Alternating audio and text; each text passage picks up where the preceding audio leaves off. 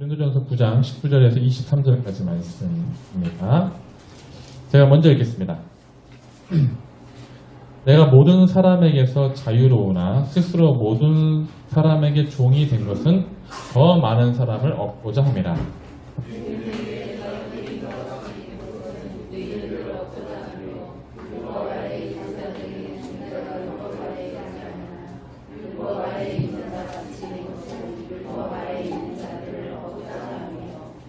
약한 자들에게 내가 약한 자와 같이 된 것은 약한 자들을 얻고자 하며 내가 여러 사람에게 여러 모양이 된 것은 아무쪼록 몇 사람이라도 구원하고자 함이니 내가 복음을 위하여 다 함께 시작. 내가 복음을 위하여 모든 것을 행함은 참여하고자 함이라. 아멘. 자, 오늘 고린도전서 15번째 시간 성도 자유인의 폭이라는 제목으로 하나님 말씀을 나누겠습니다. 우리 옆에 있는 분들에게 함께 인사하겠습니다. 예배에 참 잘오셨습니다. 이렇게 인사하겠습니다. 네. 여러분 예배에 참 잘오셨고요. 미세먼지를 뚫고 이렇게 오신 것 정말 대단합니다. 실은 오늘 같은 날은 집에 분명히 숨어 계셔야 되는데 대단하십니다. 오늘 29절 말씀을 토대로 오늘 하나님 말씀을 나누겠는데요. 19절 말씀의 시작은 이렇게 되어 있습니다. 내가 모든 사람에게 자유롭다. 그렇죠? 오늘은 자유에 관한 얘기를 지금 하고 있습니다. 우리는 다 그렇게 자유롭게 생각하는 자유자입니다. 이 중에 자유자 아닌 분들은 단 한 분도 없습니다. 자유롭게 옷 입으셨고 자유롭게 식사하셨고 또 자유롭게 이 교회를 선택하셨고 오늘도 이 설교를 들으면서 자유롭게 내가 목사의 설교를 끝까지 들을 것인가 알 것인가도 자유롭게 선택할 것이고 우리 모두 다 그렇게 자유를 사용하고 있습니다. 이 중에 누구도 자유를 사용하지 않는 사람이 없습니다. 그러나 우리가 이 모든 자유를 선택할 때에 자유롭게 선택을 하면서 결정하는 자유자이지만 우리가 어떤 선택을 할 때 우리 마음대로 선택하지 못하는 즉 우리의 선택과 이 행동 결정의 자유를 스스로 반납하는 경우가 있습니다. 우리 모든 것을 스스로 다 결정하고 자유롭게 할 수 있으나 어떨 때는 우리가 그렇게 하지 않습니다. 그때가 언제이죠? 아빠를 그때가 언제냐면 바로 내가 나보다 약한 자를 만났을 때 우리는 그때 우리의 선택의 자유를 포기합니다. 근데 그 약한 자가 단순히 약한 자가 아니라 약한 자가 언젠가 내 수준까지 끌어올리기를 원하는 마음이 내게 있을 때 내가 그 자유, 내 선택의 자유를 포기하고 그 사람에게 맞추어 줍니다. 예를 들어서 대표적인 것이 부모와 자식 간의 관계가 있는 거죠. 저는 늘 제가 몇 번 얘기 드렸지만 그렇죠. 우리 모든 부모님들은 다 그렇잖아요. 어렸을 때 우리 아이를 키웠을 때 식당 가면 매운 거 먹고 칼칼한 거 먹고 싶지만 돈가스를 시켜야 되는 이 결정들 그런 선택을 할 수 있는 자유가 있지만 이 아이들을 위해서 먹지 않는 포기 그런 게 우리에게 있고 다 그렇다는 것이죠. 우리 모두가 다 그런 자유인이지만 이 약한 자가 나보다 같은 언젠가 위치에 서 있기를 바라는 마음 가운데 우리는 그 선택의 자유를 포기합니다. 그래서 어느 순간 그 부모의 선택의 자유를 계속적으로 포기하는 순간 그 부모가 원했던 모습의 아이가 결국 어른이 되어 있죠. 스승과 제자의 사이에도 마찬가지입니다. 스승도 그 자유를 포기함을 통해서 언젠가 제자가 나와 같은 지식의 같은 수준에 이르기 위해서 스승이 그가 가지고 있는 선택의 자유를 포기함을 통해서 언젠가 내가 아는 것처럼 그도 알게 되어지죠. 그래서 선택의 자유를 포기합니다. 그리고 우리는 그런 부모와 스승의 선택의 자유의 포기를 우리는 그 모습을 보면서 숭고하다, 희생정신이 있다, 아름답다라고 표현합니다. 그게 멋있는 말이고 이게 그것을 표현할 수 있는 그 약한 자가 내 수준까지 올라오면서 기다리는 이 사랑의 이 포기가 그런 식으로밖에 표현이 안 되는 숭고하다, 아름답다, 그렇죠? 멋있다. 그건 이제 진짜 희생 정신이라는 거 포기하는 그렇게 표현될 수밖에 없어요. 동일하게 오늘 19절에서도 사도 바울은 자유자이지만 이 자유를 포기하는 내용을 그리고 있습니다. 자, 그러면 아까 부모와 스승처럼 이 사도 바울이 언제 그의 자유를 포기하는가? 19절 말씀을 제가 읽어드립니다. 그는 이럴 때 자유를 포기했습니다. 내가 모든 사람에게 자유로우나 스스로 모든 사람에게 종이 된 것은 더 많은 사람을 얻고자 하며.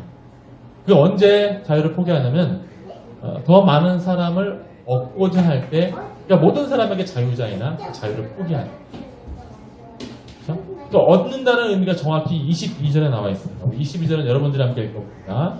22절 시작. 약한 자들에게 내가 약한 자와 같이 된 것은 약한 자들을 얻고자 하며 내가 여러 사람에게 여러 모양이 된 것은 아무쪼록 몇 사람이라도 구원하고자 하느니. 이 얻는다는 의미는 뭐예요? 결국 이 사람들을 어느 길로? 구원의 길로 인도하기 위해서 사도 바울이 가진 스승의 자리, 영적 아버지의 자리에 있었던 그 자유로움을 포기하고, 그가 선택할 수 있는 자유를 포기하고, 마치 부모가 자식에게 맞춰주듯이, 스승이 제자에게 맞춰주듯이, 지금 이 사도 바울이 고린도 교회 혹은 그가 선교하는, 전도하는 대상들에게 자기의 자유를 포기하고 맞춰주고 있음을 지금 말씀으로 얘기하고 있습니다. 다른 사람을 구원하고자 할 때, 다른 사람이 나와 같은 구원의 길에 함께 머무르기 원할 때 사도 바울이 그렇게 행했습니다. 그러면 어떤 식으로 그가 자유를 포기하고 사람들에게 어떻게 나타내졌는가, 어떻게 종이 되었는가. 19절에 종이 되었다고 했는데 20절, 21절, 22절 말씀입니다. 제가 읽어드리면 이렇게 자유를 포기하고 스스로 모든 사람에게 종이 되었습니다. 유대인들에게는 내가 유대인과 같이 된 것은 유대인들을 얻고자 하며 율법 아래에 있는 자들에게는 내가 율법 아래에 있는 자같이 아니하나 율법 아래에 있는 자같이 된 것은 율법 아래에 있는 자들을 얻고자 하며 율법 없는 자에게 내가 하나님께는 율법 없는 자가 아니요 도리어 그리스도 율법 아래에 있는 자이나 율법 없는 자와 같이 된 것은 율법 없는 자를 얻고자 함이라. 약한 자들에게 내가 약한 자와 같이 된 것은 약한 자들을 얻고자 하며 내가 여러 사람에게 여러 모양이 된 것은 아무쪼록 몇 사람이라도 구원하고자 하며. 그런 구원의 길을 알지 못하는 영적으로 약한 자들을 위해서 자유를 포기하고 어떤 일을 행했냐면 그 약한 자들에게 구원의 길을 얻게 하기 위해서 그들과 어떻게 됐습니까? 같아졌습니다. 그러니까 그 연약한 자들, 그 약한 자들, 구원에 있어서 구원의 지식이 없거나 혹은 어떤 상태에 사도 바울과 같은 상태에 이르지 못한 그보다 약한 자들을 그와 같은 자리에 세우기 위해서 그는 그들과 같아졌습니다. 다른 사람을 얻게 하기 위해서 그는 다른 이질적 문화, 그는 이미 신학적으로 엄청 성숙한 문화를 가지고 있었음에도 불구하고 그보다 훨씬 이질적 문화인 차원이 다르거나 훨씬 다른 문화에 있는 그들과 같아졌습니다. 그들을 어디 길로 인도하고자? 구원의 그 길로 인도하고자 그들과 같아졌습니다. 그럼 왜 그는 그 사람들을 맞춰주었는가? 그것이 바로 우리가 지금까지 신약 성경을 토대로 보건데 여러분들과 제가 늘 발견했던 하나님께서 우리 가운데 보여주셨던 방식이기 때문에 그렇습니다. 진정한 자유자이신 하나님은 우리를 너무나 사랑하십니다. 그리고 우리를 무슨 형상으로 지으셨다고 했죠? 하나님의 형상으로 지으셨습니다. 그러나 우리가 그와 같은 하나님의 형상과 같은 수준에 있다가 우리는 그 하나님의 형상을 죄로 물들어버려 그 하나님의 형상이 무엇인지도 알지 못하는 상태가 되었습니다. 그때 진정한 자유자이신, 진정한 모든 선택의 자유권을 가지신 그분이 그 자유의 모든 선택을 통해서 이 죄인된 사람들을 파괴할 수도 있고 짓밟을 수도 있고 버릴 수도 있고 다시 새롭게 창조할, 새롭게 완전히 다 제거하고 새롭게 만들 수 있는 그런 권한을 가지신 그분이, 그렇게 마음대로 하실 수 있는 그분이 어떻게 했냐면 우리의 우리됨을 인정한 가운데 우리와 같아지는 일을 선택하셨습니다. 그래서 우리는 성육신, 인카네이션이라고 합니다. 빌립보서 말씀을 한번 보겠습니다. 빌립보서 2장 9절. 여러분들의 목사는 참 친절해서 여기 띄어놨습니다. 예, 여러분 인정하시든 안 하시든 저는 친절하다고 생각합니다. 읽어드립니다. 그는 하나님의 모습을 지니셨으나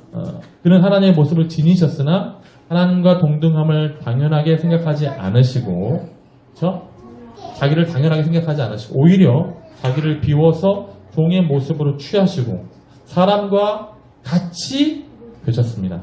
그는 사람의 모양으로 나타나셔서 자기를 낮추시고 죽기까지 순종하셨으니 곧 십자가에 죽기까지 하셨습니다. 창조주이신 주님은 그분이 창조주이시기에 모든 것을 선택할 수 있는 그런 창조의 권한과 자유가 있었지만 얼마든지 그런 선택을 할 수 있는 위치에 있었지만 그는 이 사람을 원래의 위치에 하나님의 형상이라는 그 수준의 위치에 이르게 하기 위해서 그는 사람들과 같이 되셨습니다. 이게 바로 성육신입니다. 그러나 성육신의 의미는 단순하지 않습니다. 이 성육신의 의미를 그래 하나님께 사람이 되셨다 하면 아무 감동이 없어요. 여러분 감동이 있으면 지금 왔어요? 아무 감동이 없죠. 이게 뭔지를 모르기 때문에 감동이 없는 거예요.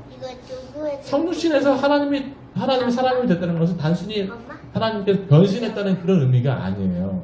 사람의 몸으로 이렇게 변신하셔서 나타났다 그런 의미가 아니라 성육신의 의미는 인간이 죄인으로서 겪는 모든 그 인간의 생사화복에 있는 그 고통을 우리 주님이 오셔서 함께 성육함을 통해서 경험하셨다는 것이 성육신의 참된 의미입니다. 우리 지난번에 분명하게 제가 예수님 인성에 대해서 말씀할 때 배웠던 걸 기억합니다. 그래서 예수님은 공생애의 시작을 뭘로 시작하셨습니까? 여러분 우리 다 주일학교 나오셨습니까? 공생애의 시작을 세례 요한으로부터 세례를 받으심을 통해서 시작하셨습니다. 세례는 누가 받는 거예요? 세례는 죄인들이 받는 것이죠.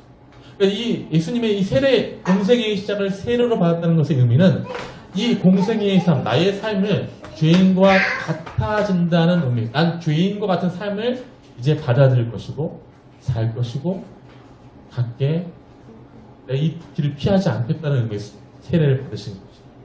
당시의 세례는 그러니까 이방인들이 유대인에게로 개종할 때 그때 세례를 받았거든요. 예수님은 이미 유대인이셨고 그러니까 죄가 없으셨기 때문에 받지 않으셔도 됐지만 그가 가야 할 길이 바로 죄인의 길에 있는 그 고통과 암울함과 어두움을 다 당하시는 것을 그가 성육신 안에서 보여주시기 위해서 친히 세례를 받으셨습니다. 그리고 그가 겪었던 것은 우리가 잘 알고 있는 것처럼 그런 자유자이지만 십자가의 고통의 길을 가는 데까지 3번이나 순환 예고를 하시면서 한 번도 그 길을 피하시거나 그 길을 외면하지 않으셨습니다. 그 가는 길에 어떤 길이 있었습니까? 배신이 있었고, 그렇죠? 사람들에게 누명이 있었고, 그렇죠? 찔림과 고통과 상처가 있었지만 그런 그 자리를 한 번도 피하시지 않았습니다. 마지막에 보면 그 빌라도가 예수님이 죄가 없으시다는 것을 믿으셨습니다. 그렇죠? 그래서 빌라도를 놔줄까 했지만 군중들이 예수를 못 받기 원했기 때문에 빌라도가 그때 예수님께 물어보자. 너는 왜 여기 있느냐? 내가 풀어줄 수도 있다. 하지만 예수님은 그때 아무 대답을 하지 않았어요. 왜냐하면 그 십자가의 길 속에 있는 그 죄인의 길을 끝까지 경험하기를 원하셨어요. 그것이 바로 하나님의 방법인 것이죠. 십자가에 못 박아라는 그 군중의 억울한 누명 소리에도 아무 반응이 없으시고 그 성육신에서 겪는 모든 죄인의 인간에게 있은 그 모든 배신, 배반, 누명, 죄됨의 그 폭발함 가운데 있는 그 모든 삶을 친히 겪으시고 그 죄인의 짐을 어깨에 짊어지시고 십자가에 달리시는 것이죠. 그분은 이 성육신의 길을 안에서 스스로를 이렇게 말씀하십니다. 요한복음 10장 14절 이하의 말씀. 나는 선한 목자라 나는 내 양을 알고 양도 나를 아는 것이 아버지께서 나를 아시고 내가 아버지를 아는 것 같으니 나는 양을 위하여 목숨을 버린다. 또 이 우리에 들지 아니한 다른 양들이 내게 있어 내가 인도하여야 할 터이니 그들도 내 음성을 듣고 한 무리가 되어 한 목자에게 있으라. 내가 내 목숨을 버리는 것은 그것을 내가 다시 얻기 위함이니 이로 말미암아 아버지께서 나를 사랑하시느니라. 여러분 이번 주가 고난주간입니다. 고난주간 시끄럽게 보낼 것도 없고요. 행사식으로 보낼 것. 중요한 것은 예수님께서 여러분을 한 사람 한 사람의 그 죄됨, 우리가 지금 가지고 있는 육체의 이 죄됨을 직접 다 아시고 그 성육신을 하셨다는 거예요. 그 십자가의 삶을 외면하지 않으시고 그걸 철저히 겪으셨다는 거예요. 그리고 그 성육신의 목적이 뭐냐? 마지막 베드로후서 1장 4절은 한번 읽어보겠습니다. 베드로후서 1장 4절. 제가 이거 안 들었냐? 있잖아요, 그렇죠? 안 들으시잖아요. 자, 다 함께. 그래서 우리를 어떤 자? 다시 다 함께 읽어봅니다. 시작. 이로써 그 보배롭고 지극히 큰 약속을 우리에게 주사 이 약속으로 말미암아 너희가 정욕 때문에 세상에 썩어질 것을 피하여 신성한 성품에 참여하는 자가 되게 하려. 아멘. 우리를 다시 하나님의 형상에서 그 잃어버렸던 하나님의 욕스럽던 그 죄로 물들었던 하나님의 형상에서 다시 끌어올려. 어떤 성품? 신성한 성품. 마치 제가 말씀드렸잖아요. 부모가 언제 자유를 포기하냐면 그 아이가 자기와 같은 어른이 되기 원하는 마음부터 자유를 포기하죠. 우리 하나님도 동일하십니다. 성육신의 참된 의미는 바로 우리에게 이 신성한 성품, 다시 하나님의 형상에 이르는 그 신의 성품에 참여하는 자가 되는 목적을 가지시고 우리 주님은 부모의 아버지의 심정으로 그 길을 가셨고 우리가 알아채든 못 알아채든 그 길을 가셔서 우리를 다시 그 자리에 올려놓으신 것입니다. 그러므로 여러분은 이제 아셔야 합니다. 예수님으로 시작한 기독교는 예수님으로 인해서 예수님이 이렇게 하셨기 때문에 이렇게 당당하게 말합니다. 기독교는 너가 우리 같아져가 아니라 우리가 그들 같아지는 것이 바로 기독교. 너가 나 같아야 돼가 아니라 기독교는 예수님이 그렇게 보여주셨고 사도 바울도 지금 예수님의 그 선교 방식과 사역 방식으로 지금 그렇게 말하고 자기 종됨을 말하고 있거든요. 기독교는 너가 나와 같아야가 아니라 내가 너와 같아야가 기독교예요. 기독교는 예수가 나와 같아져야 해. 예수님께서 너는 나 같아야지. 너는 왜 이렇게 죄인이니? 라고 하면서 우리를 책망하여 우리를 벌하시는 것이 아니라 예수님께서 너는 왜 이렇게 내가 하나님의 형상으로 지음받았는데 너는 왜 이 모양이니? 하나님의 형상을 강요하거나 너가 하나님의 형상으로 올라오기 위해서 너는 노력해야 돼 라고 하는 그런 종교가 아니에요. 그런 생명이 아니에요. 기독교는 그것이 아니라 주님이 직접 내가 너가 될 때가 될 거다. 그것이 성육심이요. 그것이 하나님의 방법입니다. 다시 말씀드립니다. 여러분 기억해야 됩니다. 기독교는 저를 한번 따라하겠습니다. 기독교는 우리 같아져야 한다가 아니라 우리가 그들 같아져야 하는 것이다. 이게 바울의 모습이고 이게 바울이 본 예수님의 모습입니다. 제가 선교를 가서 철칙이 있습니다. 그것은 뭐냐면 제가 그 몽골에 예전에 우리 작년까지만 해도 몽골에 우리 그 낙원 청년부를 4년 정도 데리고 갔습니다. 몽골에 가서 제가 청년들에게 선교를 가면서 늘 제가 원칙으로 정하는 것이 있습니다. 그것이 뭐냐면 가서 현지 사람들과 똑같은 수준으로 의식주를 해결하는 거예요. 현지 사람들처럼 밥 먹고 현지 사람들처럼 옷 입거나 현지 사람들처럼 잠자는 거예요. 선교하러 가서 막 호텔을 가서 자면서 호텔 자고 있다가 같이 그 다음날 가서 그 다음날 복음 전하고 그 다음 다시 가서 샤워하고 자고 글쎄 이게 얼마나 강압적인 선교가 되는지는 모르겠어요. 제가 왜 이걸 강조하냐면 우리는 우리를 전달하는 것이 아니고 우리 문화를 전달하는 것이 아닌데 혹시라도 그 사람들이 저 사람들 되게 다른 문화를 가지고 있다 하면서 예수님이 아닌 우리 문화에 집중하게 되면 한국 문화에 집중하게 되면 그 사람들은 영원이라는 것을 맛보게 되지 못합니다.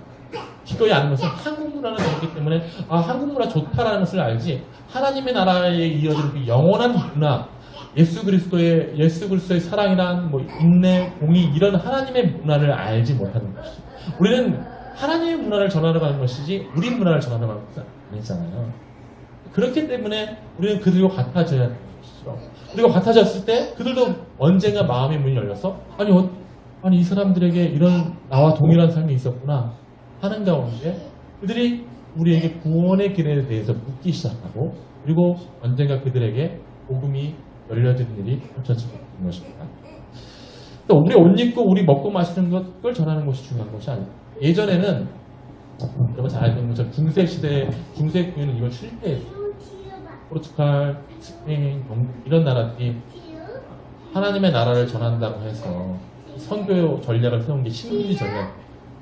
가서 강제로 너는 나 같아야지 돼 하면서 강제로 그들에게 예배를 드리게 했고 강제로 나와 같은 옷을 입게 했고 강제로 예배에 참여해서 이렇게 예배를 드리면 너는 이제 기독교인이 된 거야. 카톨릭을 믿는 거야.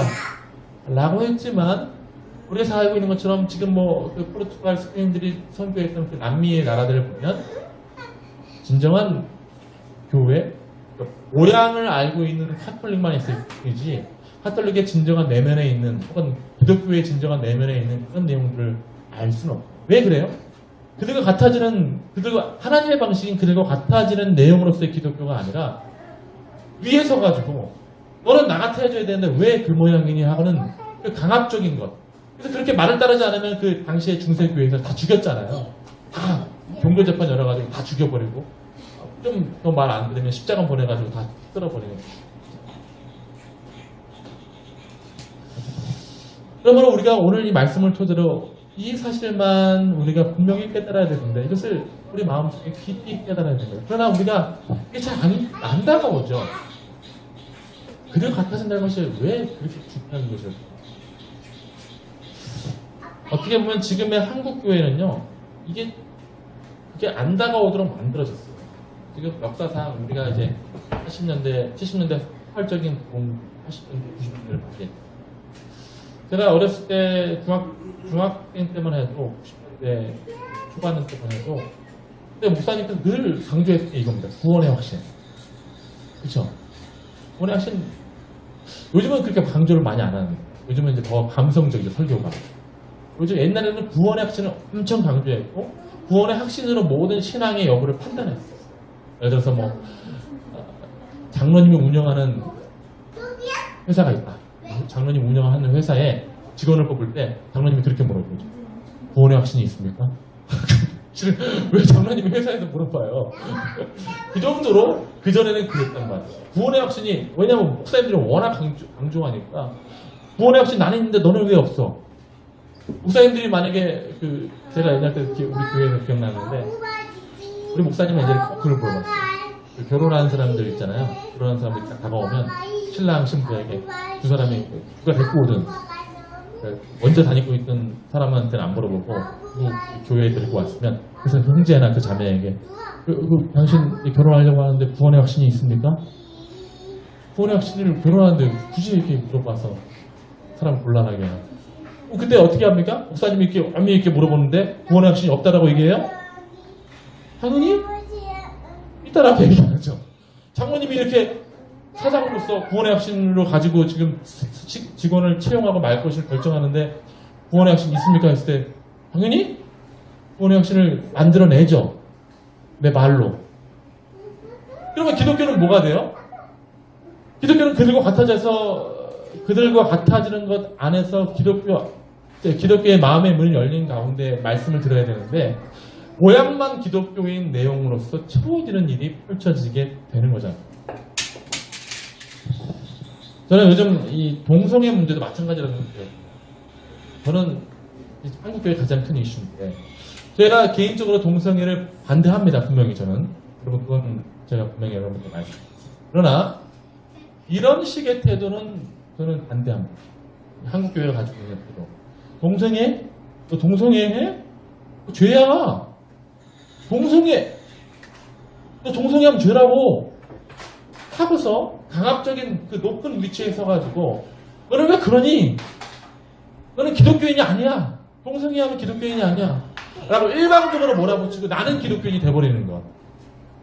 그리고 그때 막 이 더 거대한 군중으로서 기독교가 그 동성애 소수의 사람들을 막 강압할 때 그때 뭐라고 대답해야 돼요? 막 압제하니까 그래요. 저는 동성애 하고 있으면서도 입 밖으로는 저 동성애 안 할게요. 그건 기독교가 아니라죠. 거기에서는 강함만 있는 것이죠. 아까 예수님의 방식은 나는 죄인이야. 하나님은 죄인이 아니시잖아요. 너는 왜 죄인이야? 라고 하는 길 가운데 서 있지 않으시고 죄 가운데 죄인이 가는 모든 길을 함께 걷는 성육신을 했단 말이에요. 그래서 가끔 우리 지하철에서 만나는 강압적인 예수 천당 불신교 십자가 이따만 들고 예수 천당 부수죠! 막 외치고 있는 그 큰 소리 앞에서 저도 가끔 지나가는 목사지만 저도 전도 받아야 될 것 같고 그런 느낌 여러분 봤잖아요. 그렇죠? 그 거대한 십자가 앞에서 내가 되게 아무것도 아닌 것 같은 그렇게 돼야만 하는 것 같은 사람으로서의 모습들. 기독교는 그런 것이 아닙니다. 그런 것이 오히려 폭력이죠. 그거는 오히려 내가 이런데 너는 왜 그러냐는 어떤 폭력의 행사.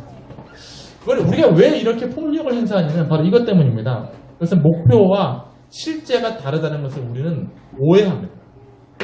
그럼 목표하고 우리가 목표하는 것과 실제는 분명히 다를 수 있습니다. 그렇죠? 예를 들어서 여러분 소래산 가보신 분? 다 가봤죠? 소래산이 지금 잠깐 우리 갈산 여기 여기서 가까운 산이 어디죠? 계양산. 계양산 어디 쪽이죠 지금? 방향이 이쪽인가요? 이쪽이죠, 그렇죠? 이쪽이 교사기분이라고 그러면 중간쯤 합시다. 중간쯤 이쪽이. 계양산 입장으로 했을 때, 자 목표는 어때요? 계양산이 우리 간다고 했을 때 그 계양산의 방향과 목표는 저기 있죠. 이 직선거리가 계양산을 향하는 목표와 방향이 맞죠? 이 목표와 방향은 직선이 맞습니다. 그렇죠? 그러나 여기서부터 출발해서 계양산까지 갈 때 이 직선거리로서의 계양산을 도달할 수 있겠습니까? 여기서부터 출발해서 계양산까지 갈 때 이 직선거리의 목표와 방향이 정확히 일치하는 그 길로 우리가 계양산까지 도달할 수 있겠습니까? 없죠. 가는 길까지 이 계양산에 가기까지 우리에게는 어떤 길이 있어요? 절로도 가죠.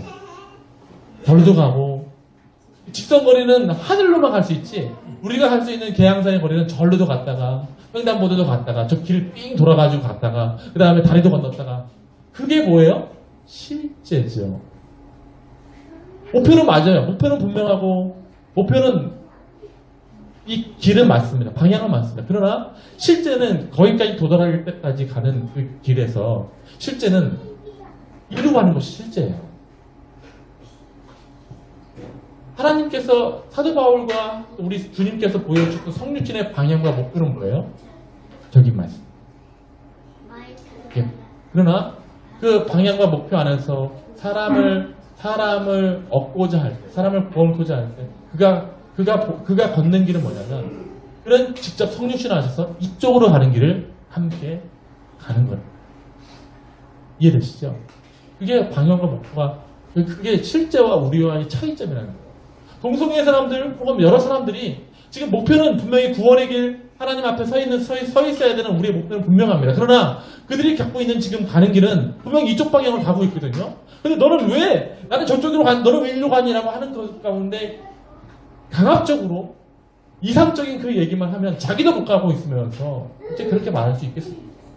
근데 그들과 같아져서 어깨동무하고 횡단보도를 같이 가면서 슬슬 그들의 길로 우리가 알고 있는 그 목표의 길로 데리고 가야죠. 그게 바로 성육신입니다. 그러나 이런 기독교인이 있습니다. 실제로 내가 그들과 갈 때 나도 모르게 길을 잃어버리고 목표와 방향을 잃어버리는 사람이 있어요. 그럼 그 사람은 어떤 사람이에요? 그 사람은 제가 보기에는 진정한 그리스도인이에요. 그럼 목표가 없다는 거죠. 그 사람, 내가 그렇게 실제가 됐을 때 그 사람과 동화된다면, 예를 들어서 제가 만약에 제 친구를 구원하고자 할 때 제 친구를 만나려고 하니까 어쩔 수 없이 그가 일 끝나고 자꾸 술자리에 가기 때문에 제가 술을 먹지 않지만 그 술자리에 꼈다고 합시다.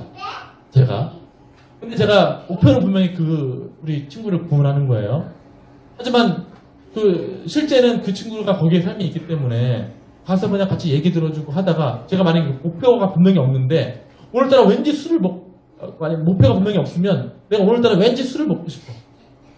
나도 한 잔 먹어볼까? 한 잔, 두 잔 하다가 나도 목표가 없으면 그 친구처럼 술 계속 먹다 보면 술을 먹겠죠. 그럼 술을 만족할 수 있겠죠. 그렇게 될 때 뭐가 사라지는 거예요? 원래 목표와 방향이 없었던 사람이 되어버리는 겁니다. 그런 자신감이 없으면 아예 이 성숙신, 아예 이 길을 갈 수도 없는 것입니다. 진정한 그리스도인으로서 이런 확신과 자신감과 이런 하나님께서 나를 살리셨다는, 그리고 이 하나님 나라가 도래한다는 이 사실을 분명히 알고 있다면 우리는 오히려 당당하게 그 실제의 길을 함께 걸어가 줄 수 있는 것이 바로 기독교가 되는 것입니다. 그리고 이 모습을 오늘 성경에서는 뭐라고 얘기하느냐, 우리 마지막 절 한번 함께 한번 해봅니다.